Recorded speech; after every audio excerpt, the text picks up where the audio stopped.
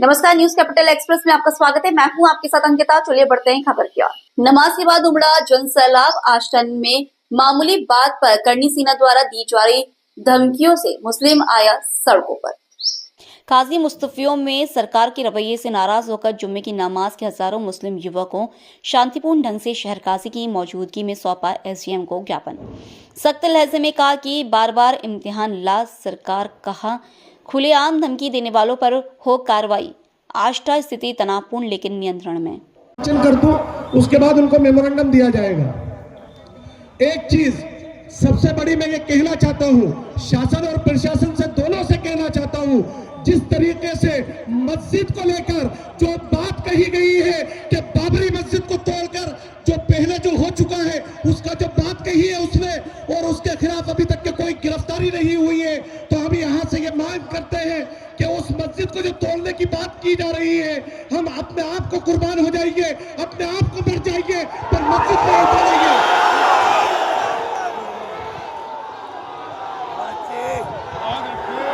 चुप हो जाए, चुप हो जाए, चुप हो जाए, बस हो गया, हो गया, हो गया। एक मिनट, अब मैं ये वाचन करके सुना रहा हूं, ये मैं पढ़ रहा हूं, आप सभी सुने। श्रीमान महामहिम राज्यपाल महोदय भोपाल, श्रीमान महामहिम राज्यपाल महोदय भोपाल, विषय मुस्लिम समुदाय एक तरफा कार्रवाई होने पर विरोध दर्ज कराने के बाबत। विशेष अंतर्गत है कि निवेदन है कि विगत दिवस दिनांक 21/12/2025 को आष्टा में जो घटना घटित हुई है वो निंदनीय है, जिसकी मुस्लिम समाज निंदा करता है, और जो घटना घटित हुई है वो आकस्मिक है। नंबर 1 यह कि मुस्लिम समाज पर लगाए गए सभी आरोप निराधार व अमान्य है। यह घटना बहुत ही छोटी होकर मौके पर प्रशासन एवं सर्व समाज के लोगों के प्रयास से समाप्त हो गई थी, किंतु इस घटना को षड्यंत्र पूर्वक बड़ा रूप दे दिया गया, जिसमें बाहरी असामाजिक तत्वों द्वारा आष्टा एवं आसपास की गंगा जमनी तहजीब को खराब कर शांति भंग करने का प्रयास किया जा रहा है। नंबर 2 ये कि उक्त घटना के बाद हमारा समाज बड़े लोगों एवं काजी साहब के प्रयास के कारण शांति बनाए हुए हैं, किंतु इसके विपरीत अन्य समाज के लोग सोशल मीडिया एवं सार्वजनिक रूप से समय समय पर गैर कानूनी बयानबाजी करके शहर की शांति भंग करने का पूरा प्रयास कर रहे हैं, और हमारे समाज को असामाजिक तत्वों द्वारा बदनाम करने की साजिश की जा रही है। नंबर 3 ये कि पूर्व में भी शहर की शांति भंग करने के लिए एक धार्मिक स्थल पर मछली डालकर मुस्लिम समाज को बदनाम करने की कोशिश की गई थी, किंतु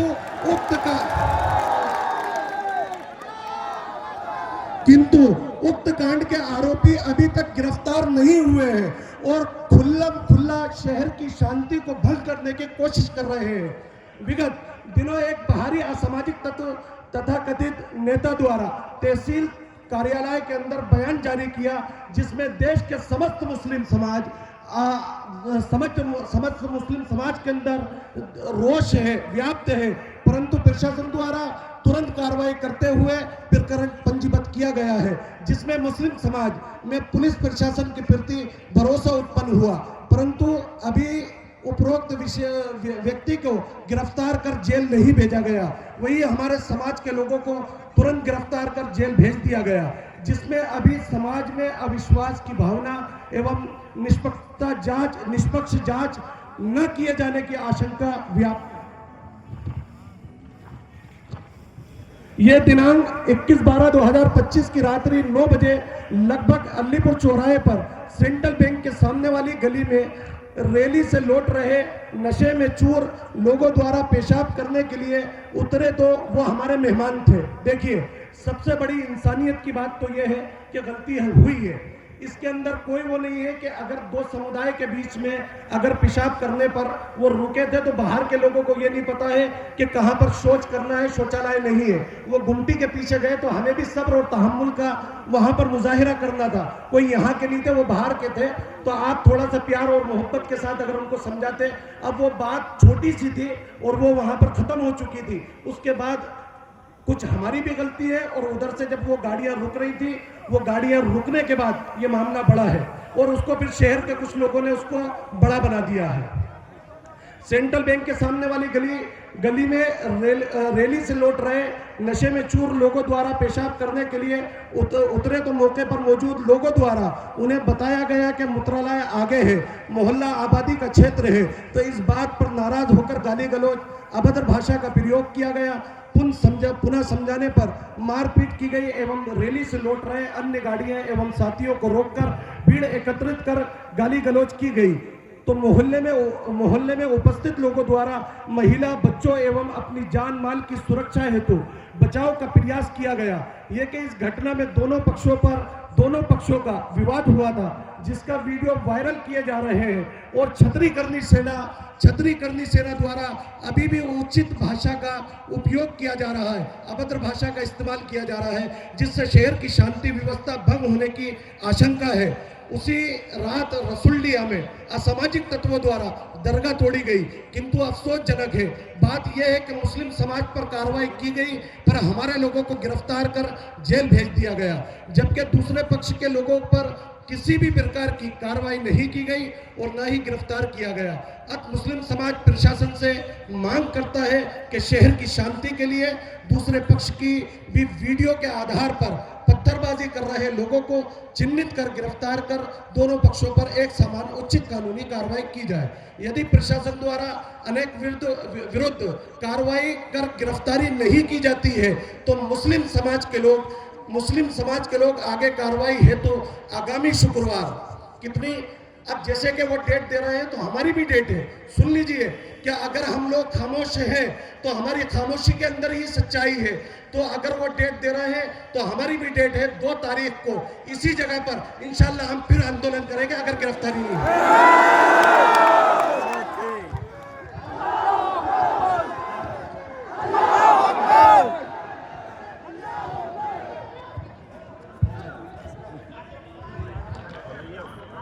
अभी ज्ञापन दे रहे हैं, आप लोग रुक जाएं जी।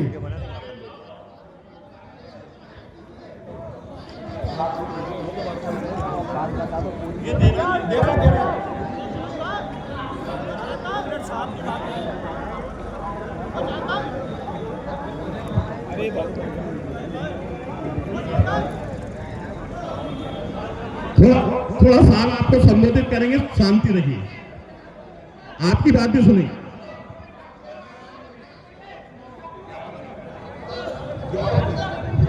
जन साहब आपको बताना हर चीज, आप जरा सुकून कर लो।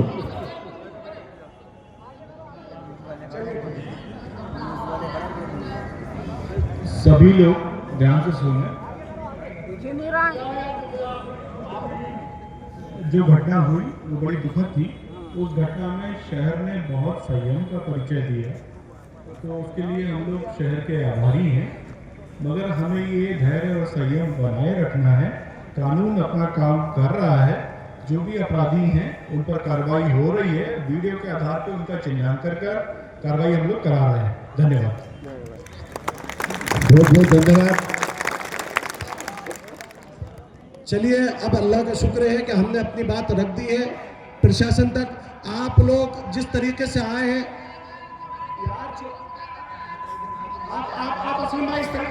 ज्ञापन जाके लिए अपन दे दिया है। आप लोग सब अपने अपने घर की तरफ हमारा ज्ञापन खोल लीजिए, अपने कारोबार खोल लीजिए। हमारा मेमोरेंडम दे दिया है हमने। अगर कार्रवाई नहीं होती है तो हम अगले जुमे पे फिर यहाँ पर मांग करेंगे। ये अगले जुमे पे आपके पास दरूद शरीफ पढ़ते हुए अपने घर की तरफ रवाना हो जाइए। ठीक, और दुआ कर लीजिए। दुआ, ये मुफ्ती काजी साहब से मैं दरखास्त करूंगा, दुआ करा दें। अपने जन्मदिन पर मंत्री विश्वास सारंग की अपील, सभी मित्रों और शुभ चिंतक से अपील, किसी भी तरह से पैसा लगाकर जन्मदिन की बधाई ना दें।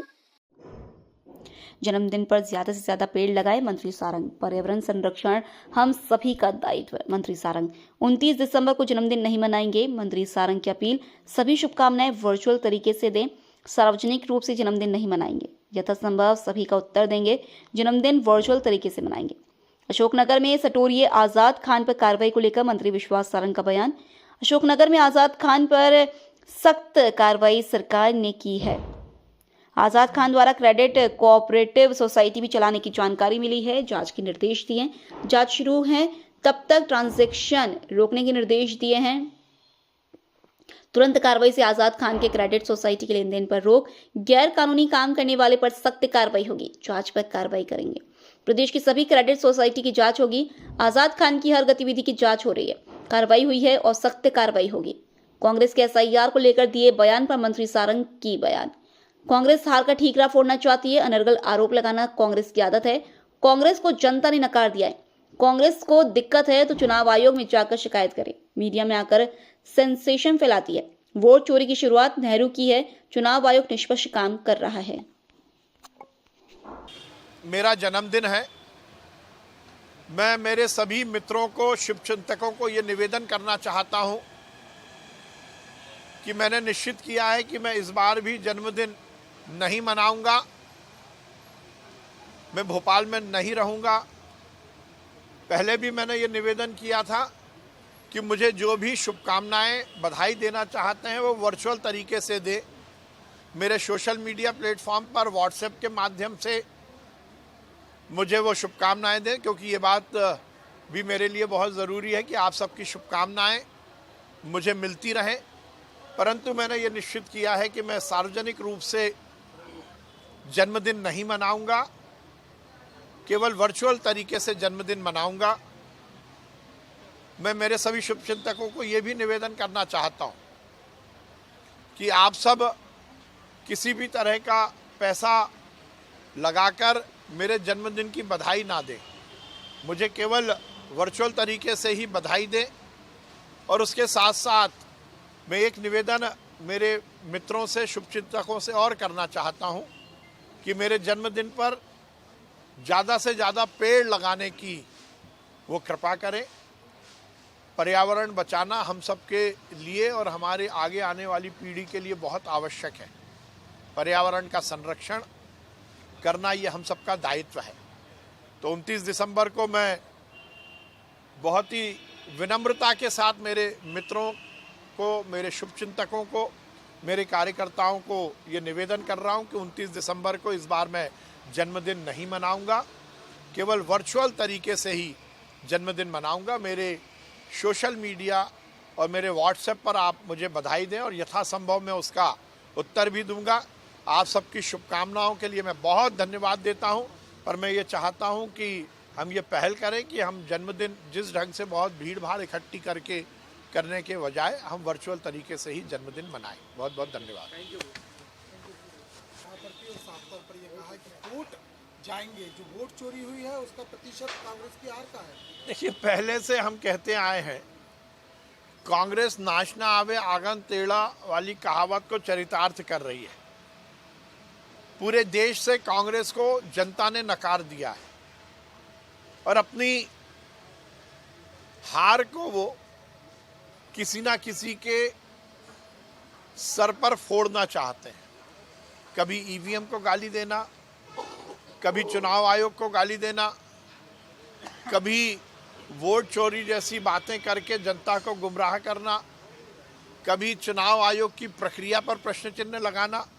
ये कांग्रेस की आदत हो गई है। मध्य प्रदेश में जनता ने पूरी तरह से कांग्रेस को नकार दिया है। एसआईआर चुनाव आयोग की एक रेगुलर प्रक्रिया है और यदि इस प्रक्रिया के तहत आपको कोई आपत्ति है तो आप चुनाव आयोग में जाकर उसका कोई मेमोरेंडम या प्रतिवेदन दीजिए ना। और आपको चुनाव के बाद दिक्कत है तो आप हाई कोर्ट जाइए। ये दोनों बातें तो कांग्रेस करती नहीं है, केवल मीडिया में आकर सेंसेशनल न्यूज़ बनाने की प्रयास करती है। कांग्रेस को चाहिए कि वो थोड़ी सी गंभीरता के साथ राजनीतिक क्षेत्र में काम करे और अपनी गरेबान में झांके कि उनको किन उनकी हरकतों के कारण जनता नकार रही है। वोट चोरी की शुरुआत तो नेहरू जी ने की थी। उनको प्रधानमंत्री बनने या कांग्रेस के अध्यक्ष बनने के वोट नहीं मिले थे। सबसे पहले नेहरू जी ने चोरी की। अभी चुनाव आयोग निष्पक्षता से काम कर रहा है। इस तरह से संवैधानिक व्यवस्थाओं को गुमराह करने का या बैकफुट पे लाने का कांग्रेस प्रयास ना करे। मैं विगत दिनों आज़ाद खान नाम के व्यक्ति पर सख्त कार्रवाई सरकार द्वारा की गई। वो अनर्गल कार्यों में संलिप्त था। सट्टे से लेकर बाकी सभी गैर कानूनी कार्य करने वाला आज़ाद खान, उस पर सख्त कार्रवाई हुई। और हमें ये भी ज्ञात हुआ कि वो एक क्रेडिट कोऑपरेटिव सोसाइटी भी चलाता है। मैंने सख्ती के आदेश दिए और निर्देशित किया कि उस पूरी क्रेडिट कोऑपरेटिव सोसाइटी की जांच हो। 7 दिन में जांच करवाने के निर्देश दिए हैं। जांच की कार्रवाई शुरू हुई है और जब तक जांच चलेगी तो कोई भी ट्रांजैक्शन भी ना हो, कोई लेन देन भी ना हो, इसकी भी व्यवस्था कर दी गई है। और यह सुनिश्चित किया जाएगा कि उसके किसी भी गैर कानूनी कार्य को संरक्षण ना मिले। तुरंत कार्रवाई से आज़ाद खान के क्रेडिट कोऑपरेटिव सोसाइटी के लेन देन पर रोक लगाकर उसकी जांच शुरू कर दी गई है।